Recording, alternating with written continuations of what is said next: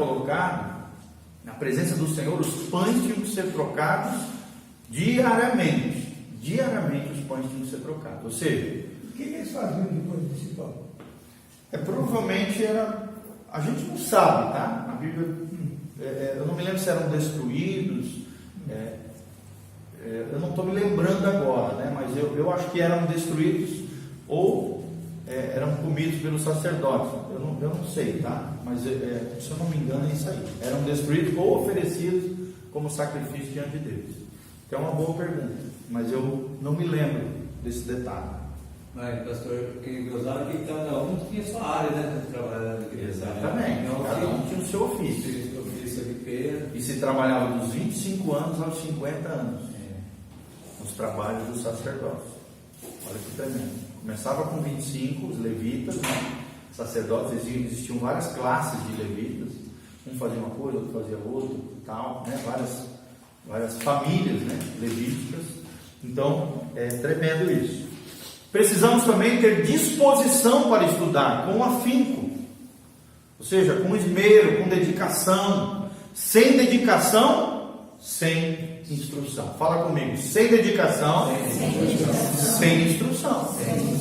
Você quer ser instruído, crescer nas coisas de Deus, você precisa se dedicar. Eu mesmo, só de preparar as aulas para vocês, gente, eu já tenho crescido um monte, assim, porque a gente tem que estudar, tem que correr, tem que ler, tem que se preparar, tem que botar os slides, tem que digitar. Quer dizer, automaticamente a gente também está crescendo. Sim ou não? Sim. Com vocês. Isso é gostoso demais, maravilhoso. Tá? Então, sem dedicação, sem instrução. Obras também, é legal a gente ler obras de teólogos renomados, nós já vimos em aulas anteriores, né? Ter obras de teologia sistemáticas, linguagens e aspectos culturais, conhecer melhor detalhes profundos, arqueológicos, história. E aí nós temos algumas ferramentas para isso que nós já vimos. Não é verdade? Dicionários, comentários, livros de introdução, teologias sistemáticas, atlas, mapas, cronologia bíblica, concordâncias bíblicas, tudo isso nós já vimos, já falamos. São instrumentos para quê? Para que a gente tenha essas informações aqui. Aspectos culturais, arqueológicos, história. Bíblias de estudo, lembre de falar da Bíblia de estudo no final, tá?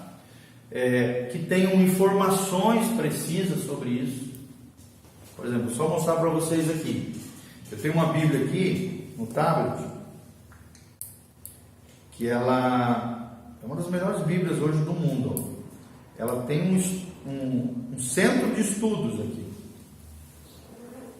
onde a gente pode botar os estudos aqui. Ela tem dicionários, tem uma série de coisas lá. Isso aqui é alguns estudos que você pode botar, você pode digitar, você pode colocar nela. Ela tem também, só para vocês verem aqui, ela tem palavras no original. Você bota o dedo, aparece aqui a palavra no original, como se escreve em hebraico, como se escreve em grego, como se pronuncia, a raiz da palavra, ou seja, qual é a raiz da palavra e quais são os significados possíveis para as palavras da Bíblia. Tudo que está em vermelho aqui, tudo que está em vermelho nessa Bíblia, se você clicar em cima, aparece qual é a palavra no original. É um dicionário de palavras no original, tá? Uma Bíblia americana chamada Olive Tree. E aí custa $22 essa Bíblia aqui. Ela tem vários recursos legais, tem esse dicionário Strong's, que se chama, que é um dos melhores dicionários do mundo, de todos os tempos, que liga através de números, palavras. Aí você clica na palavra, ela abre ali todas as possibilidades de tradução. E como se escreve, se pronuncia no original. Olive Tree. Olive Tree.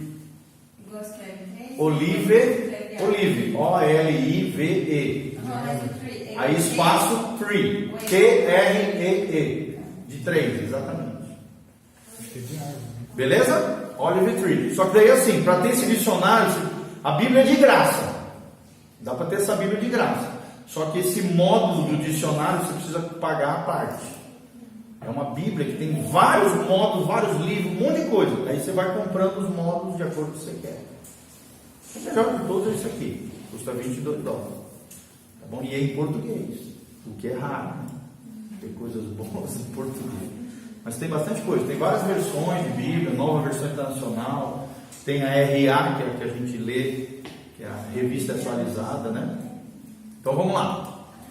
Continuando aqui, estudar as Escrituras também de vários ângulos, de várias perspectivas teológicas, é muito interessante isso, né? Você não ter apenas um ponto de vista, mas vários pontos de vista sobre qualquer assunto da Bíblia. É importante isso. Você entender que não há nada novo debaixo do sol, né? Que vários teólogos, homens e mulheres de Deus, ao longo da história, leram aquele determinado trecho da palavra de Deus e tiveram um entendimento daquele trecho. Então é interessante você estudar o que Deus deu para aquele homem naquela época sobre aquele texto específico. Por exemplo, nós temos uma obra da editora Fiel, um comentário da Bíblia de João Calvino, do século XVII. Gente, é espetacular.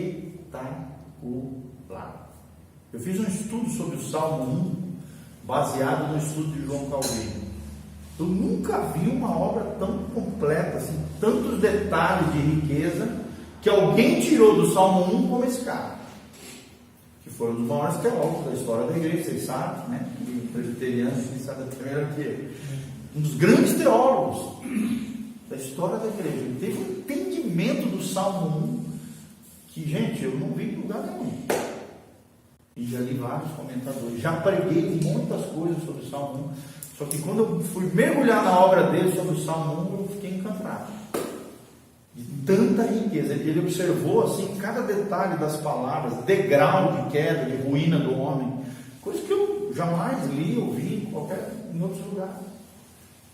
Então é legal você ver várias perspectivas, né? A revelação que Deus deu para alguém, às vezes é maior do que aquilo que você tem, o seu entendimento. Que você amplia isso no seu coração e amplia isso principalmente quando você for ministrar para as pessoas. Amém? Você fica admirado quando vocês falam sobre um texto, você acha tanta coisa para falar. Sim. Falar uma hora, sim. Para mim, por exemplo. Um dia pode até dar aquele mesmo texto e não tirar. Continuar? Exatamente. A Bíblia é tão rica, gente, que às vezes de um versículo da Bíblia você pode montar uma série de estudos de um versículo da Bíblia. E Deus fazer assim, ó. Claro que depois você também vai se apoiar com outros textos, outras coisas, né? Mas através de um texto central você pode montar uma série de estudos. É uma coisa impressionante. Por isso que eu digo, é um tesouro inesgotável. Inesgotável, sem dúvida. Pastor Salomão, né? É uma correção que fala tudo para a pessoa, né? É uma coisa tremenda, é o Salmo do Justo. Eu tenho uma pregação sobre isso, talvez até amanhã eu vou pregar sobre isso.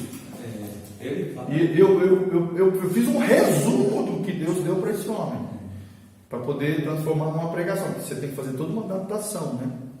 Você lê um negócio, uma obra dessa, você tem que fazer uma adaptação para uma pregação. E eu fiz essa adaptação, gente, deu 5, 6 páginas, um resumo do que o cara falou. É uma coisa assim extraordinária, tá? Extraordinária. A obra do Champlin, por exemplo, deu mais de 30 mil páginas, um comentário do Novo e do Antigo Testamento, mais de 30 mil páginas. Imagina uma mente para escrever 30 mil páginas, gente. 30 mil páginas. Eu estou tentando escrever um livro agora, estou escrevendo. Gente, dá um trabalho que vocês não imaginam. Eu não estou conseguindo fluir muito, porque eu estou na correria pastoral, vou ter que ir para um lugar, me isolar para escrever. E daí diz que é o ideal. Você escreve tudo em 3, 4 dias, você escreve um livro inteiro. Eu estou pingado assim, está dando muito trabalho. Vou ter que parar para escrever. E eu quero escrever um livro junto com a minha mulher também, na área de família e tal. A gente escrever junto. Igual o pastor Ricardo faz, né, com a esposa. Meus pais fazem isso também. É bem legal. Sentar junto, né? Falar, dar opinião, escrever. E a minha esposa escreve muito bem. E aí eu quero aproveitar esse dom dela aí, fora as minhas ideias e tal, a gente sentar junto, 2, 3 dias e jogar no papel isso aí. Tá bom? Eu botei como propósito, esse ano eu vou escrever um livro. Já tem editora, tudo certinho. Meus pais trabalham, eles têm isso, eles têm 16 livros escritos. Meu pai está escrevendo o 17º agora. Isso é um legado, gente, que fica pro resto da humanidade. Às vezes as tuas palavras vão embora, né? Mas um livro que você escreve, ainda mais se for um livro bom, é um legado que você deixa para a posteridade. Né? Tremendo. Você vai pregar na quarta ou na quinta-feira o salmo? O salmo eu vou pregar amanhã, provavelmente amanhã. Amanhã à tarde. Tá? Não sei ainda, mas é por aí. Tem umas 4 palavras para tirar. Eu lembro da irmã Isabel, gente, já falou a igreja, preste bem atenção, leia no Salmo 1, preste bem atenção nesse salmo. A igreja falou, foi lá na pedra da questão de preste atenção. Não, é tremendo, tremendo. E o que Deus deu para Calvino é uma coisa assim extraordinária. Tanto é que o comentário dele de Salmos é dessa grossura, gente. É dessa grossura. Ele fez um comentário completo de todos os salmos. Ficou dessa grossura. Pelo menos que eu conheço em língua portuguesa, é o maior comentário que eu já vi do Calvino. Pela editora Fiel. Extraordinário, tá? Vamos lá então. Por mais que você não vá a escolas teológicas, você pode estudar a Bíblia de maneira diligente e coerente. Sim ou não? Sim. Gente, eu aprendi bem mais sozinho, autodidata, do que no seminário teológico. Vocês podem ter certeza do que eu estou falando. Eu aprendi muito mais do que eu sei hoje, sozinho, comprando livros, estudando, dedicando tempo, que é coisa que todos aqui podem fazer, do que dentro de um seminário bíblico. O seminário é muito bom, sim, escola bíblica aqui é maravilhoso, sim, mas você pode evoluir e crescer muito mais sozinho. Um autodidata. O pastor Volteni é um exemplo disso. O pastor Volteni nunca fez curso de teologia, a não ser agora quando a gente fez uma acreditação do MEC, né? A gente fez um reconhecimento do nosso conhecimento pastoral, teológico, através de um curso de 1 ano, todos os pastores fizeram, né? Com um reconhecimento do MEC, como se fosse uma faculdade, uma universidade. Tanto é que ela é reconhecida como tal. Depois eu fiz pós, depois fiz o mestrado com essa certificação. Mas o pastor Volteni, autodidata. Você vai na casa dele, como eu já tive oportunidade, né? Alguns aqui, talvez a Rui. Você vê a casa dele, biblioteca cheia de livros. E ele lembra com riqueza de detalhes as histórias dos livros. Isso é uma das coisas impressionantes do pastor Volteni. Tem uma memória assim fenomenal. Agora, né, com a idade e tal, já não é mais a mesma coisa. Ele mesmo diz para nós, né? Mas até eu que tenho, vou fazer com 40 anos, 39 para 40 anos aí, eu já estou sentindo a memória baquear. Imagina com 74. Não tem como, é natural isso. Você fica admirado, a gente fala assim, que muita gente não vai ter uma sabedoria que conhecimento que... E às vezes a nossa igreja local não valoriza, gente. Mas quando o pastor Volteni viaja, e eu que acompanho o canal dele, porque Deus nos deu a graça de botar todo esse conteúdo, todo esse material dele disponível para o mundo. As pessoas ficam admirando. Eu que recebo os e-mails, né, dele e aí encaminho para ele. Eu faço esse filtro aí digital, vamos dizer assim. E é assim, uma coisa impressionante. As pessoas clamam. Quando é que o senhor volta aí para ministrar de novo? Tal. Esse tempo aí que ele ficou 6 meses parado, eu recebi 1 ano e meio. Cadê o mensagem? Nós vamos ter que ir. Eu tive que explicar que ele estava de repouso, né? Teve questão de saúde e tal. Então é importante isso. Às vezes nós, pastores locais, não somos valorizados aqui. Mas quando a gente vai para fora, né, o ser humano tem isso. O profeta de casa não tem honra, né? Na sua casa não tem honra. Não é o nosso caso aqui, graças a Deus, mas assim, às vezes a gente sente que, né? E quando a gente vai para fora, o povo baba. valorizar os nossos líderes. Vocês veem que eu sempre valorizo o pastor Volteirinho. Sempre falo bem, para mim é um exemplo, falo do púlpito. Até o Rodrigo disse para mim que ele quer aprender comigo como é que, né, se honra um líder do púlpito. Eu faço sempre isso. Então é importante a gente fazer isso. Honrar os nossos líderes, amar os nossos pastores, honrá-los, ter prazer da nossa igreja. Gente, a nossa igreja é uma bênção. É uma bênção. Pastor, semana passada meu irmão foi na minha casa e estava falando, ele foi num congresso do pastor e o pastor Walter estava saindo desse congresso, acho que ficou 4 dias nessa cidade e eles estavam chegando. E eu posso dizer que o pessoal lá falou muito bem disso. Sim. Não, todo lugar que eu vou, eu já digo logo, eu sou da igreja do pastor Volteirinho. Que daí a foda já. Porque às vezes eu não sou conhecido, mas ele é. E eu falo, eu sou pastor da igreja do pastor Volteirinho. Entendeu? E como é que ele ficou mais conhecido? Através do YouTube. Uma bênção. Rapaz, vocês não imaginam. A gente tem mais de 1,5 milhão de visualizações. 1,5 milhão. Mundial. 1,5 milhão. É uma coisa impressionante. Vamos lá. Todo material, gente, precisa ter como centro quem? Jesus Cristo. E a sua obra redentora. Ou seja, todo tipo de material impresso, folheto, revista, livro, se colocar Jesus de lado, tirar o centro de Jesus, colocar de lado a obra redentora de Jesus, meu irmão, pega e joga no lixo. Se torna heresia. Queima, e existem muitos livros assim. Seculares nem se fala, né? E às vezes até ditos gospel, evangelho.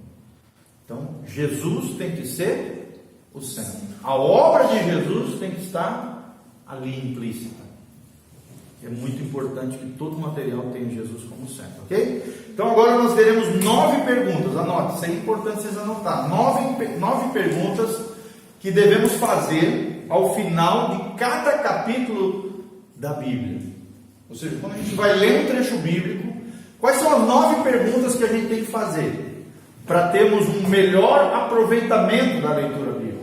Isso serve também para montar uma pregação? Sim, serve muitíssimo. Nós fazemos isso para montar uma pregação, tá? Então, na tua leitura diária, claro que às vezes não vai dar tempo de fazer essas 9, mas se você quer montar um estudo bíblico, uma futura pregação, algo que você vai poder ministrar na vida de outras pessoas, é muito importante responder essas 9 perguntas, tá? 9 perguntas a fazer no estudo bíblico. Primeiro, qual é o assunto principal? Ou seja, isso aí é fundamental, gente. Quando você está lendo o texto, você tem que saber qual é o centro do texto. Qual é o assunto principal. Vamos dar um exemplo prático. João 3,16. Qual é o centro ali, o assunto principal? Porque Deus amou o mundo de tal maneira que deu o seu Filho unigênito para que todo aquele que nele crê não pereça, mas tenha vida eterna. Qual é o assunto principal? Amor. Pode ser o amor de Deus, mas existe um outro assunto principal: a salvação. Exatamente. Pode ser esses 2 assuntos principais. Está certíssimo. O amor de Deus e a salvação. Ok? Então, qual é o assunto principal do texto que eu acabei de ler? É isso aí que vocês têm que tirar. Segundo, qual é a lição principal desse texto que nós mencionamos aqui? Qual é a lição principal? Vamos citar esse exemplo. Porque Deus amou o mundo de tal maneira que deu o seu Filho, para que todo aquele que nele crê não pereça, mas tenha vida eterna. Qual é a lição principal que eu extraio desse texto? Se vocês fossem dar em uma frase, qual é a principal lição desse texto? Eu diria o assunto principal é a salvação, certo. E a lição, o amor. Exatamente. O amor sacrificial de Deus. Tremendo. Qual é a lição? O verdadeiro amor é sacrificial. Pronto. Uma frase. O verdadeiro amor é sacrificial. E promove vida eterna. Olha que tremendo. Uma frase. O verdadeiro amor é sacrificial e promove vida eterna. Coisa tremenda, uma frase. É o que digo mais para frente, vocês vão ver uma preposição bíblica, tá? É uma declaração bíblica, baseada naquilo que nós estamos lendo. Vamos lá, qual o melhor versículo? Aqui no caso é só um, né? Então não tem. Mas às vezes você está lendo um trecho de 10 versículos. Extraia do texto, do capítulo, do trecho, que é o que a gente chama de perícope, tá? Quando a gente vai fazer uma exegese bíblica, uma interpretação bíblica coerente, você tem que extrair qual é o principal versículo dali. Qual é o assunto, qual é a lição e qual é o versículo principal. Você precisa saber, você precisa responder essa pergunta. Se fosse no capítulo 3, de João 3,16, Seria esse, exatamente.